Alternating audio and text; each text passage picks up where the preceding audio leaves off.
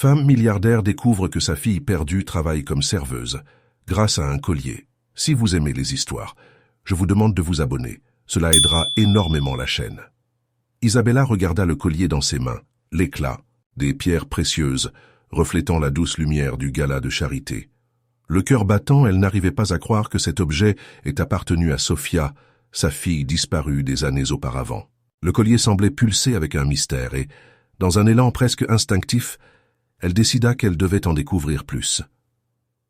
Après le gala, Isabella se retira dans son bureau, où la lumière de l'ordinateur éclairait la pièce de manière froide. Avec le collier soigneusement posé sur la table, elle commença à enquêter sur le petit dispositif qu'elle avait remarqué à l'intérieur. Utilisant ses compétences d'entrepreneuse, elle contacta des experts en technologie qui purent rapidement déchiffrer le signal émis. À sa grande surprise, le suivi la conduisit à un dîner dans une banlieue éloignée, loin du luxe auquel elle était habituée. Le lendemain, Isabella s'habilla simplement, tentant de se fondre dans l'environnement. En entrant dans le dîner, l'arôme de café frais et de friture se mêlait au son des rires et des conversations animées.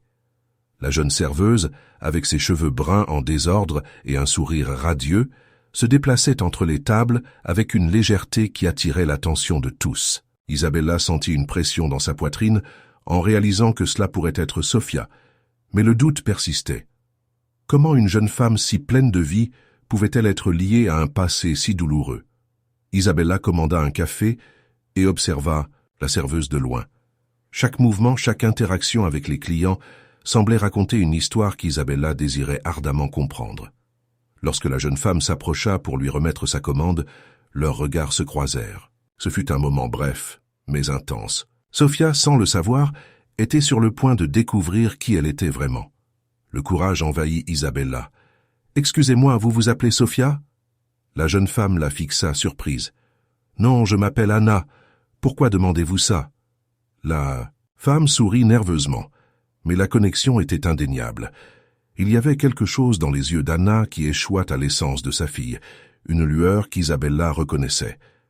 Avec le cœur palpitant, Isabella décida de se présenter. « Je m'appelle Isabella, j'ai quelque chose qui appartenait à quelqu'un de très spécial pour moi. Voudriez-vous le voir ?» Elle sortit le collier de son sac et le tint devant Anna, qui regarda l'objet avec un mélange d'étonnement et de curiosité. Anna examina le collier, ses yeux s'écarquillant à mesure qu'elle reconnaissait les détails. « Ce collier est très beau. Où l'avez-vous trouvé ?» Isabella sentit une lueur d'espoir s'allumer en elle. « C'était un cadeau que j'ai reçu, mais je sens qu'il a un lien avec vous. » La jeune femme hésita un instant avant de répondre. « Je ne sais pas. Je n'ai aucun souvenir de quelque chose de semblable, mais il est magnifique. » Isabella a décidé qu'elle ne pouvait pas rester inactive. « Peux-tu me parler de ta vie? Comment es-tu arrivée ici ?» Anas, encore intrigué, commença à raconter son histoire, ses difficultés, et les raisons qui l'avaient amené à travailler dans le snack-bar. Isabella l'écoutait attentivement, chaque mot semblant se connecter à un fragment de son passé. Elle pensa à quel point la vie peut être cruelle et en même temps pleine de surprises. Était-il possible qu'Anna soit sa fille? Alors que la conversation coulait, Isabella réalisa que le collier n'était pas seulement un objet de valeur, mais un symbole de la quête de réponse et de reconnexion. Les deux femmes continuèrent à discuter, et le lien entre elles devenait plus fort à chaque instant. Isabella sentit que l'amour maternel commençait à combler les lacunes laissées par la perte. Avec le passage des jours, Isabella et Anna se rencontrèrent souvent, créant des liens qui semblaient transcender le temps. Isabella commença à rêver de révéler la vérité à Anna, mais craignait la réaction de la jeune femme. Comment réagirait-elle à l'idée d'avoir une mère milliardaire et à l'histoire d'une enfance perdue? Certaines nuits, alors qu'elle marchait sous les étoiles, Isabella inspira profondément, sentant que le moment était venu. « Anna, il y a quelque chose que je dois te dire. » La jeune femme s'arrêta et regarda Isabella dans les yeux, son expression devenant sérieuse. « Qu'est-ce que c'est? Tu sembles nerveuse. J'ai une raison très spéciale de m'être rapprochée de toi. Je crois que tu es ma fille, Sophia. » Le silence pesa dans l'air. Anna semblait abasourdie, ses yeux se remplissant de doute et de confusion. « Mais cela n'a pas de sens, je ne suis pas Sophia. Mon nom est Anna. » Isabella ressentit une douleur au cœur en voyant la souffrance et l'incrédulité sur le visage de la jeune femme. « Je sais que c'est difficile, mais il y a des preuves. Le collier, les souvenirs que tu ignores, tout cela pourrait être connecté. Je veux juste que tu saches que je suis ici, prête à t'aider à découvrir la vérité. » Anna hésita, mais la sincérité dans les yeux d'Isabella la frappa comme un éclair. « Et si c'était vrai? Et si je suis vraiment Sofia ?» La peur et l'espoir se mêlèrent dans son regard. Isabella tendit la main, offrant un chemin vers la réconciliation. « Découvrons-le ensemble. Tu n'es pas seul. » À ce moment-là, sous la lumière de la lune, deux âmes s'unirent dans un nouveau départ. Le collier, maintenant comme un lien entre le passé et le présent, promettait non seulement des réponses, mais un avenir où l'amour et la vérité auraient une chance de réécrire leurs histoires. Isabella avait toujours eu tout ce qu'elle souhaitait, mais la vie lui avait enseigné que la richesse n'est pas synonyme de bonheur. En regardant le collier qu'elle avait trouvé dans une boutique d'antiquités, un cadeau d'anniversaire qui avait appartenu à sa mère, elle ne pouvait s'empêcher de se rappeler de la fille qu'elle avait perdue des années auparavant. Le collier, avec un pendentif ressemblant à un cœur, avait été un symbole d'amour inconditionnel, et maintenant, d'une certaine manière, il semblait la connecter à Sofia. Résolue à changer son destin, Isabella décida de visiter le snack-bar qui avait été recommandé par une amie. En entrant, l'odeur de fritures et de café frais l'enveloppa. Mais ce fut le regard intense d'une femme derrière le comptoir qui la paralysa. Sofia. Le cœur d'Isabella s'emballa. La jeune femme avait grandi, devenant forte et indépendante, et son visage reflétait un mélange de détermination et de fatigue. Ce qu'Isabella ne savait pas, c'est que la vie de Sofia n'avait pas été facile, et le snack-bar était la dernière étape d'un chemin semé d'embûches. Isabella s'approcha du comptoir, tentant de dissimuler l'émotion qui la consumait. « Une fao, s'il vous plaît » demanda-t-elle, sa voix presque étranglée. Sofia la servit sans la regarder dans les yeux, concentrée sur le service des clients. Mais lorsque Sofia leva finalement les yeux, une étincelle de reconnaissance passa entre les deux, bien qu'aucune d'elles ne sache exactement ce que cela signifiait. « Vous ne semblez pas d'ici » commenta Sofia, avec un sourire trahissant un mélange de curiosité et de méfiance. « Vous êtes d'ailleurs, n'est-ce pas ?»« Oui, je viens d'une grande ville. Je suis ici pour des affaires, » répondit Isabella, essayant de garder sa voix ferme. La vérité était que ses affaires avaient toujours été tournées vers la création de nouveaux liens, mais maintenant, son objectif était bien plus personnel. Au fil de la journée, Isabella observait Sofia en action, admirant sa capacité à gérer les clients et ses interactions naturelles. La jeune femme se déplaçait avec grâce, et sa manière de communiquer avec les gens révélait une confiance qu'Isabella n'avait jamais cru que sa fille pourrait avoir. Il y avait quelque chose de familier dans cette façon d'agir, un écho de son enfance qu'Isabella ne pouvait ignorer. « Tu fais ça depuis longtemps ?» demanda Isabella, essayant de lancer la conversation. Sofia s'arrêta un instant, évaluant la femme devant elle. « Oui, depuis que je suis partie de chez moi. C'est tout ce que j'ai et j'aime ça. La vie ne m'a pas donné beaucoup d'options, mais j'ai appris à me débrouiller. » La réponse trancha Isabella comme un couteau. Elle voulait crier, lui dire qu'elle était sa mère, qu'elle avait toujours été là, même de loin. Mais l'idée de révéler son identité l'effrayait. Que penserait Sofia? Et si elle la rejetait? La milliardaire lutta contre les larmes qui menaçaient de déborder. La journée se transforma en nuit, et le snack-bar commença à se vider. Isabella savait qu'il était temps de partir, mais elle n'arrivait pas à bouger. Au lieu de cela, elle choisit de prendre le risque. « Sofia, j'ai quelque chose que j'aimerais te montrer. » D'un geste hésitant, elle retira le collier de son cou et le tint entre ses doigts. Cela appartenait à ma mère.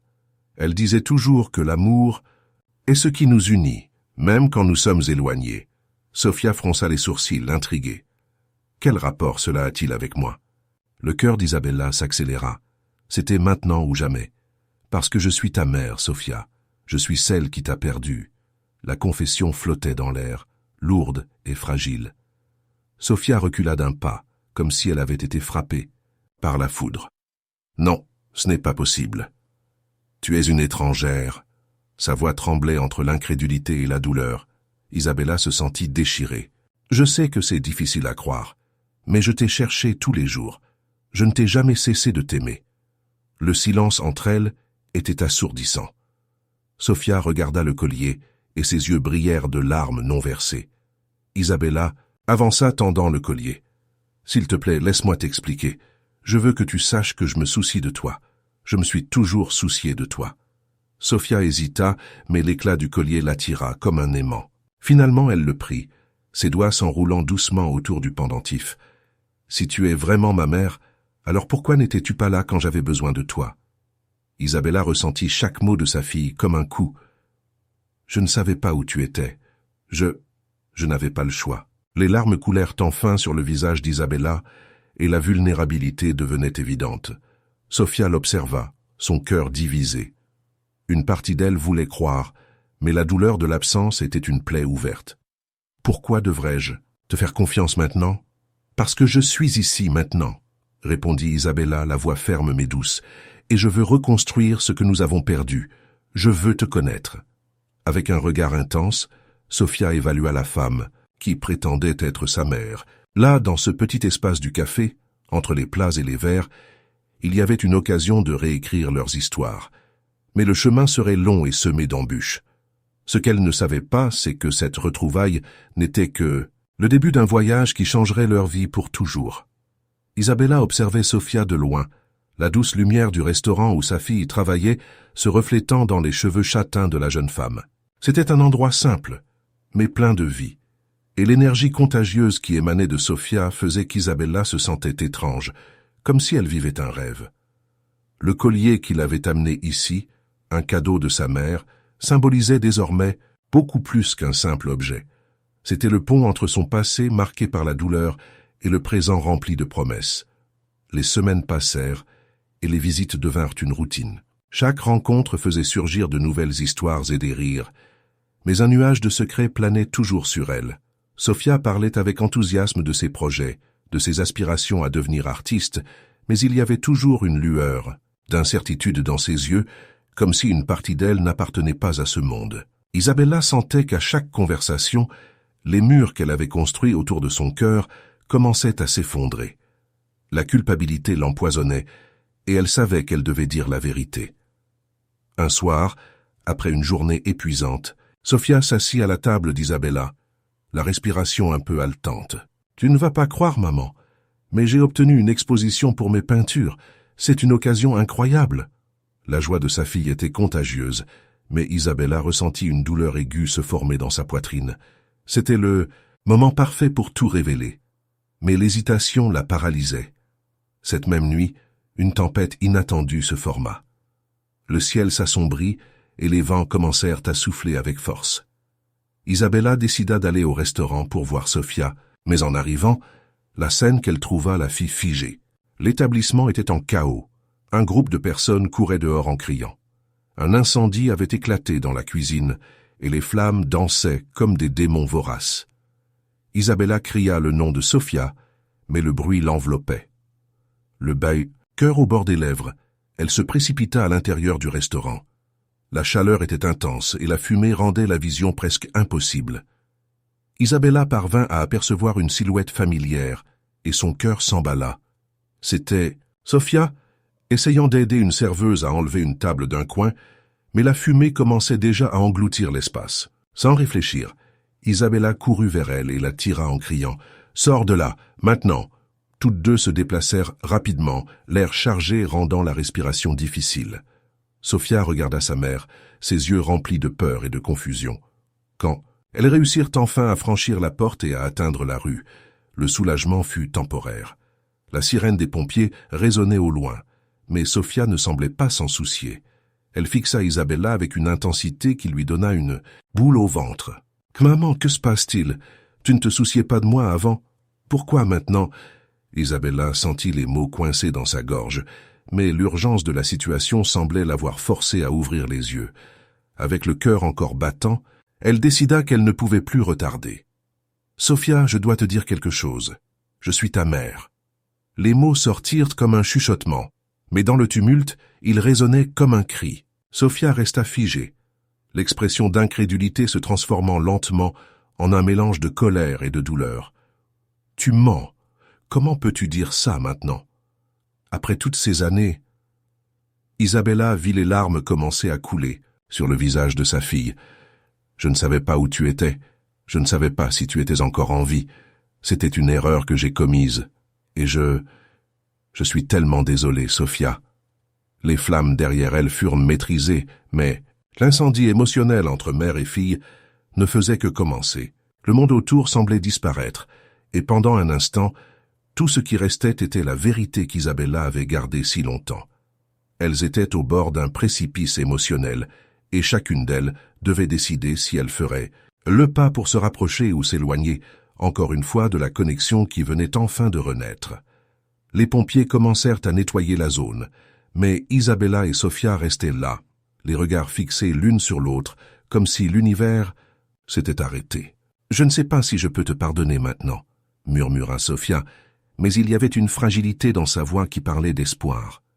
Isabella fit un pas en avant, ouvrant les bras. « Je ne m'attends pas à ce que tu me pardonnes. Je veux juste que tu saches que je suis ici et que je serai toujours là si tu me laisses entrer dans ta vie. » Le ciel commençait à s'éclaircir et la tempête enfin se dissipait. Sophia hésita, mais dans un mouvement presque involontaire, s'approcha de sa mère. Le collier brillait encore autour de son cou, un symbole que même au cœur du chaos, l'amour pouvait émerger des cendres. Le voyage des deux femmes ne faisait que commencer, et malgré la peur et la douleur, il y avait une lumière qui promettait de les guider de l'obscurité vers un nouveau départ. Le soleil du matin filtrait à travers les fenêtres du café, où Sophia servait café et croissants, masquant la tempête d'émotions qui bouillonnait en elle. Le collier que sa mère, Isabella, lui avait laissé en héritage n'était pas juste un bijou. C'était un lien avec un passé que Sophia avait toujours regretté, mais qui était désormais devenu un symbole de trahison. L'éclat de ces pierres précieuses semblait se moquer de sa réalité, lui rappelant une vie qu'elle n'avait jamais eue. Isabella, de son côté, observait de loin, ne sachant pas comment aborder sa fille. La révélation que Sophia travaillait comme serveuse l'avait frappée comme un coup de poing dans le ventre, mais l'idée de se rapprocher semblait une montagne infranchissable. Elle ne voulait pas que Sophia la voie seulement comme la femme milliardaire qui avait abandonné sa fille, mais comme la mère qui, malgré ses erreurs, souhaitait se racheter. Cet après-midi-là, Isabella décida qu'il était temps d'agir. Avec un élan de courage, elle entra dans le café. L'arôme du café frais et le bruit des couverts l'entouraient, mais rien ne la calmait. Lorsque les yeux de Sophia rencontrèrent les siens, un silence lourd planait entre elles. Sophia, avec une expression dure, ne fit pas d'effort pour cacher sa frustration. « Pourquoi es-tu ici ?» demanda Sophia, la voix chargée de méfiance. « Tu es venue me proposer de l'argent? Ou peut-être encore des bijoux ?» Isabella ressentit le coup. Elle savait que ce n'était pas son intention, mais elle ne pouvait nier que sa fortune lui permettait d'aider d'autres manières. « Sophia, je ne suis pas ici pour ça. Je veux m'excuser. Je veux t'aider, mais pas de la manière dont tu penses. Et comment penses-tu pouvoir m'aider? Avec ton argent sale. Tu ne penses qu'à réparer les choses avec des biens matériels, » rétorqua Sophia, l'indignation transparaissant dans chaque mot. « Tu ne sais rien de la vie que j'ai menée. » Isabella avala difficilement, la douleur du rejet la blessant. « Je sais que j'ai fait des erreurs, mais j'essaie de changer. Je veux utiliser ma fortune pour aider le café et la communauté. Peut-être qu'ainsi tu verras que je suis ici pour toi, pas pour l'argent. » Sophia hésita.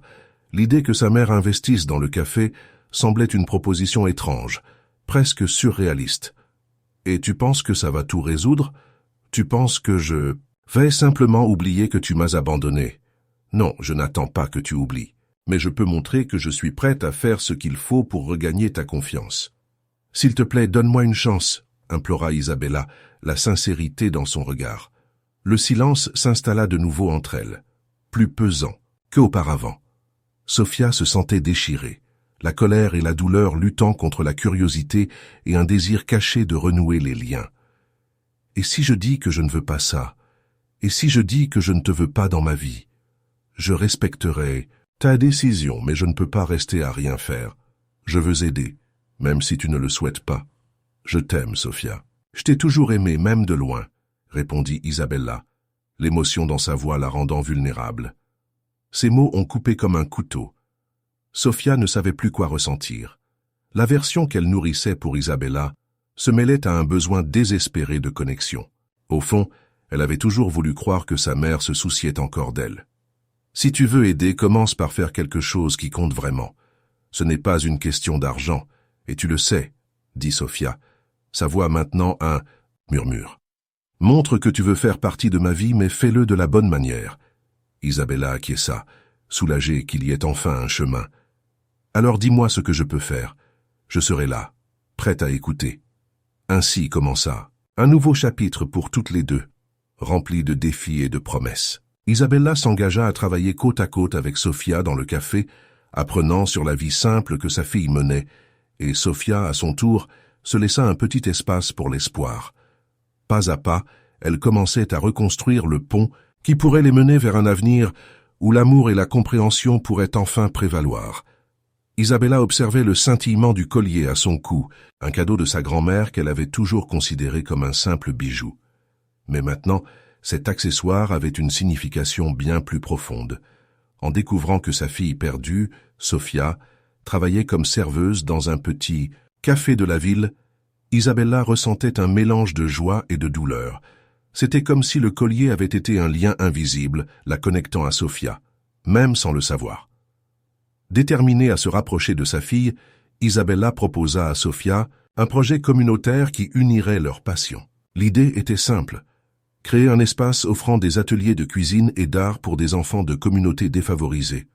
Sofia, hésitante au début, accepta l'invitation, intriguée par la possibilité de travailler aux côtés de la mère qu'elle n'avait jamais connue. Dans les premiers jours, la relation entre elles était tendue. Isabella, habituée à une vie de luxe et de pouvoir, tentait d'imposer ses idées, tandis que Sofia, avec son approche plus décontractée et pratique, questionnait les méthodes de sa mère. Les discussions étaient fréquentes, mais également révélatrices.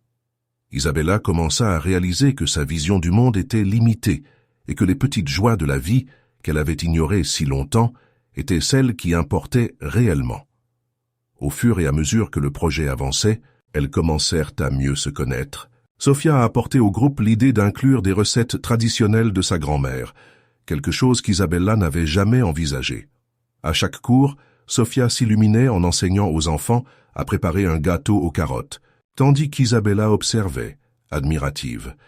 C'était comme si la magie de la cuisine rassemblait les morceaux brisés de leur relation. Un de ces jours, alors qu'ils organisaient un atelier, un enfant a demandé à Sofia pourquoi elle travaillait. Comme serveuse si sa mère était une milliardaire. Le silence qui s'ensuivit fut lourd. Isabella sentit le regard de Sofia sur elle, attendant une réponse. Mais avant qu'elle puisse se manifester, Sofia dit « Parce que j'aime faire sourire les gens avec la nourriture que je prépare. Et, en plus, j'apprends à faire quelque chose qui compte. » Ces mots touchèrent Isabella. Elle réalisa que la valeur d'une personne ne réside pas dans l'argent qu'elle possède, mais dans la passion et l'amour qu'elle met dans ses actions. Sofia trouvait son but, et c'était quelque chose qu'Isabella avait toujours voulu, mais qu'elle n'avait jamais eu le courage de rechercher. Au fil des semaines, la connexion entre mère et fille